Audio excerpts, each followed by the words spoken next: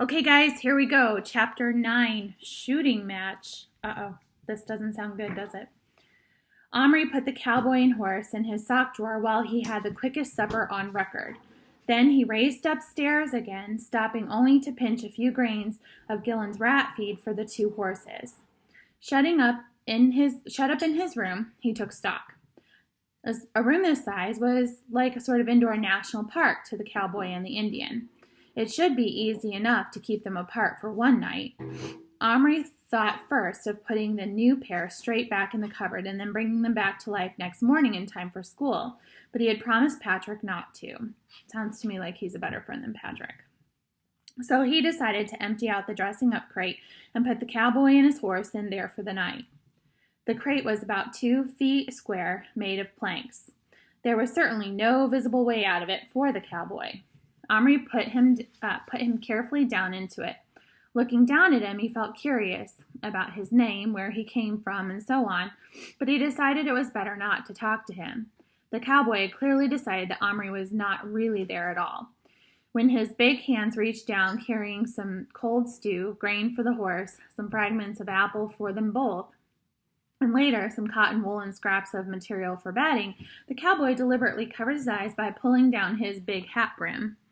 It was only when Omri reached in one final time to give him a drink of water in a minute green glass bottle that he had found in the bathroom cupboard that the cowboy spoke a word. "Take that filthy stuff out of here," he suddenly shouted in his strong Texas accent. "I ain't aiming to drink no more of that long as I live." And he heaved the bottle, which was almost as big as himself, up by its base and tipped its contents out onto the boards at the bottom of the crate. "It's only water," Omri ventured to say. "You shut your mouth," shouted the little man. "I won't take no lip from no gol-darn hallucination, no sir. Maybe I do drink too much, maybe I can't hold my liquor like some of them real tough guys do.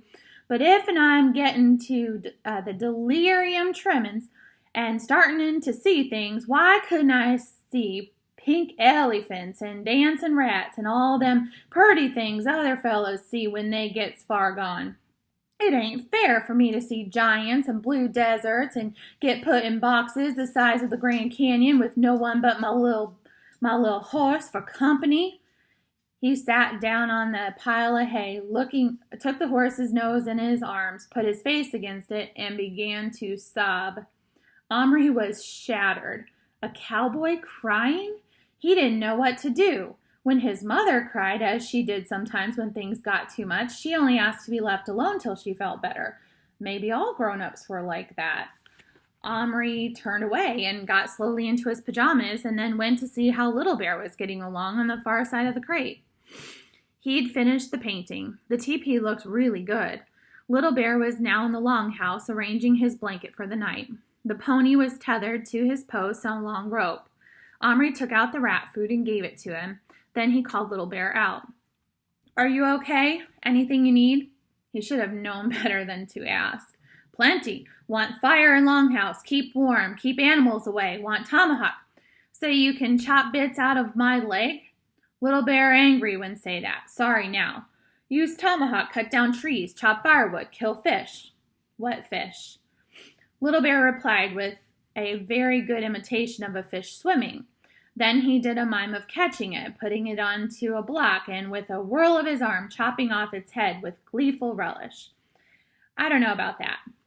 You get, tomorrow, fish from plastic, good tools, but fire, now, Chief Little Bear say." Omri sighed. He went to the waste paper basket and picked out the remains of the other fire that he'd thrown away in there.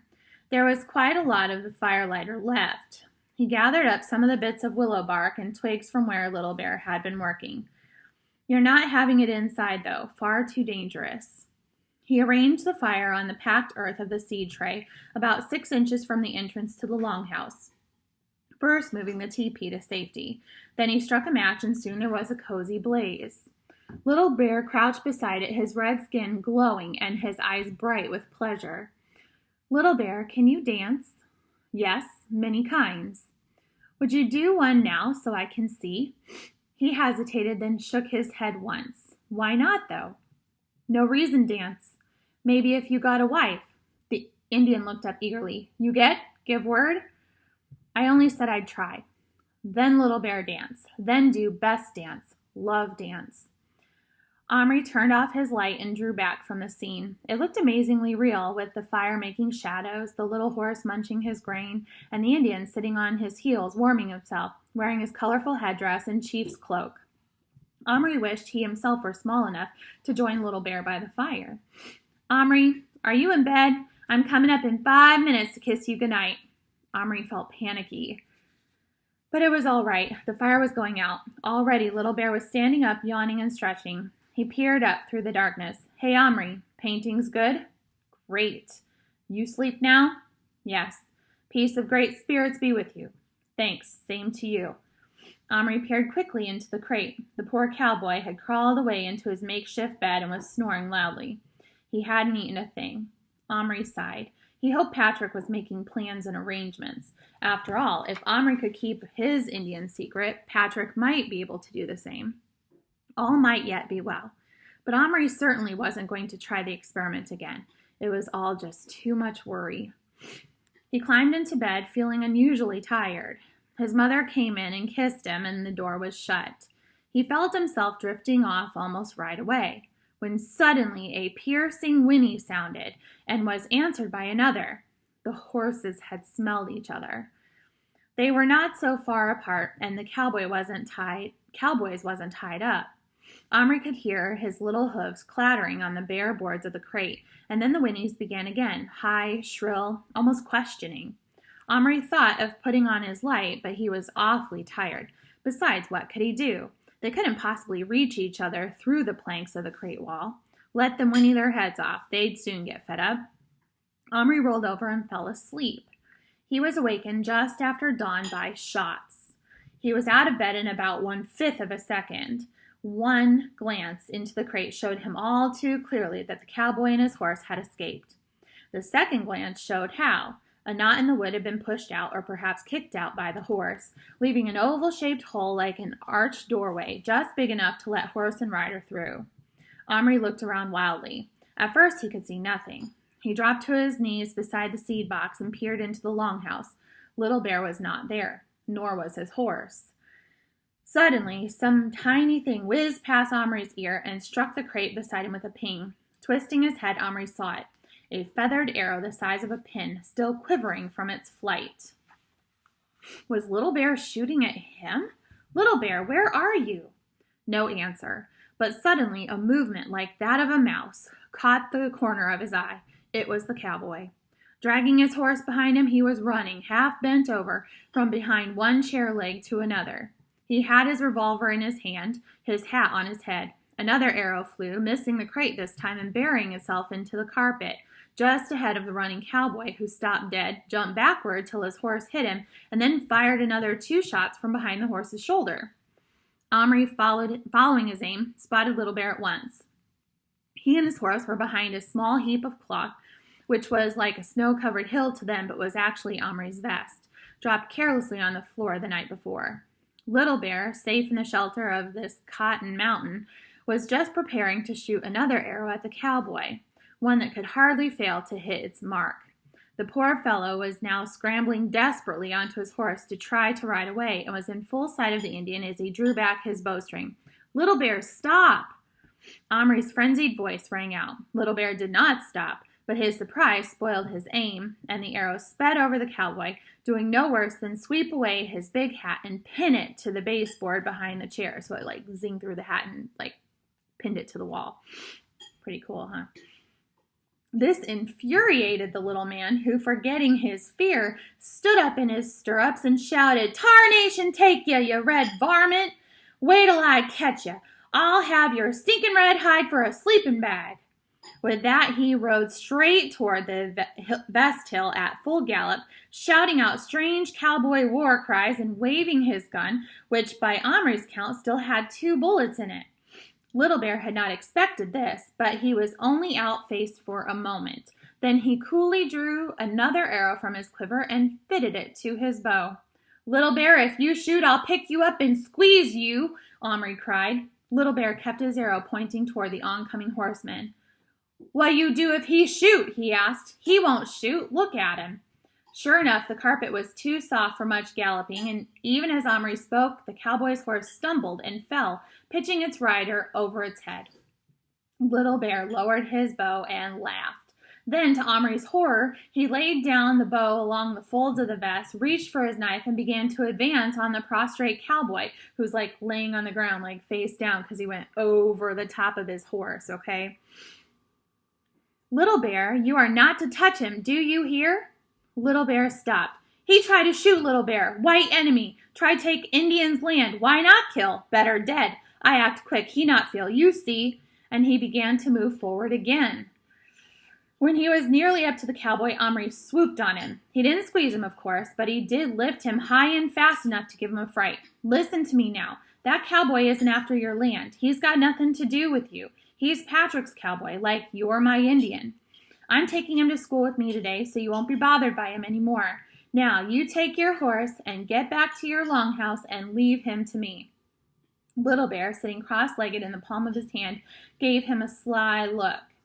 "You take him to school? Place you learn about ancestors?" "That's what I said." He folded his arms, offended. "Why you not take Little Bear?" Omri was startled into silence. If white fool with coward's face good enough, Indian chief good enough, you wouldn't enjoy it. If he enjoy, I enjoy. That's some jealousy right there. "I'm not taking you. It's too risky." "Risky? Firewater?" "Not whiskey. Risky. Dangerous." He shouldn't have said that. Little Bear's eyes lit up. "Like danger. Here too quiet. No hunting. Him only enemy," he said scornfully, peering over the edge of Omri's hand at the cowboy, who, despite the softness of his landing place, was only just scrambling to his feet. "Look, he no use for fight. Little Bear soon kill. Take scalp. Finish. Very good scalp," he added generously. "Fine color. Look good on belt." Omri looked across at the cowboy. He was leaning his ginger head against his saddle. It looked as if he might be crying again. Omri felt sorry for him. "You're not going to hurt him," he said to the Indian, "because I won't let you. If he's such a coward, it wouldn't do your honor any good anyway." Little Bear's face fell, then grew mullish. "No tell from scalp on belt if belong to coward or brave man," he said slyly. "Let me kill and I do dance around campfire," he coaxed. See, he's negotiating. "No," Omri began. Then he changed his tactics. "All right, you kill him, but then I won't bring you a wife." The Indian looked at him a long time. Then he slowly put his knife away. "No touch. Give word. Now you give word. Take Little Bear to school. Take to plastic. Let Little Bear choose own woman." Omri considered. He could keep Little Bear in his pocket all day. No need to take any chances. If he were tempted to show the other children, well, he must resist temptation. That was all. And after school, he could take him to Yap's. The boxes with the plastic figures in them were in the corner behind a high stand. Provided there weren't too many other kids in the shop, he might be able to give Little Bear a quick look at the lady Indians before he bought one, which would be a very good thing. Otherwise, he might pick an old or ugly one without realizing it. It was so hard to see from their tiny plastic faces what they would look like when they came to life. "Okay then, I'll take you, but you must do as I tell you and not make any noise." He put him down on the seed tray and gently shooed the horse up the ramp. Little Bear tied it to its post, and Omri gave it some more rat food. Then he crawled on hands and knees over to where the cowboy was now sitting dolefully on the carpet, his horse's reins looped around his arm, looking too miserable to move. "What's the matter?" Omri asked him. The little man didn't look up. "Lost my hat," he mumbled. "Oh, is that all?" Omri reached over to the baseboard and pulled the pin-like arrow out of the wide brim of the hat. "Here it is," he said kindly, laying it on the cowboy's lap. The cowboy looked at it, looked up at Omri, then stood up and put the hat on. "You sure ain't no regular hallucination," he said. "I'm obliged to you." Suddenly he laughed. "Just imagine thanking a piece of your delirium tremens for giving you your hat back. I just can't figure out what's going on around here. Say, are you real, or was that Injun real? 'Cause in case you ain't noticed, you're a dang sight bigger than he is. You can't both be real." "I don't think you ought to worry about it. What's your name?" The cowboy seemed embarrassed and hung his head. My name's Boone, but the fellas call me Boo-hoo. That's on account of I cry so easy. It's my soft heart. Show me something sad or scare me just a little, and the tears just come to my eyes. I can't help it. Omri, who had been somewhat of a crybaby himself until very recently, was not inclined to be scornful about this and said, "That's okay. Only you needn't be scared of me. And as for the Indian, he is my friend, and he won't hurt you. He's promised. Now, I'd like you and your horse to go back into that big crate. I'll stick the knot back in the wood. You'll feel safer. Then I'll get you some breakfast." Boone brightened visibly at this. "What would you like?" "Aw, shucks, I ain't that hungry. Couple of bits of steak and 3 or 4 eggs sitting on a small heap of beans and washed down with a jug of coffee'll suit me just dandy." "You'll be lucky," thought Omri. Okay, so that's the end of chapter 9. That was pretty exciting, wasn't it? Probably the most exciting thing that you could possibly imagine would happen when you have the 2 little people, right? So I want you to think of something that was exciting that might have happened to you, or if you could imagine a super exciting situation that would be like super fun, maybe a little dangerous. I want you to draw a picture of it, okay? I want you to think of something that was really exciting that you actually did or experienced, or something that you would love to have experienced. It could be real, it could be imaginary, whatever you think, and then write one sentence, just a sentence captioning what it was, either the experience that did happen that was exciting, or the one that you would imagine. What would it be? The sky's the limit, okay? Enjoy, have a great weekend. I will see you on Monday.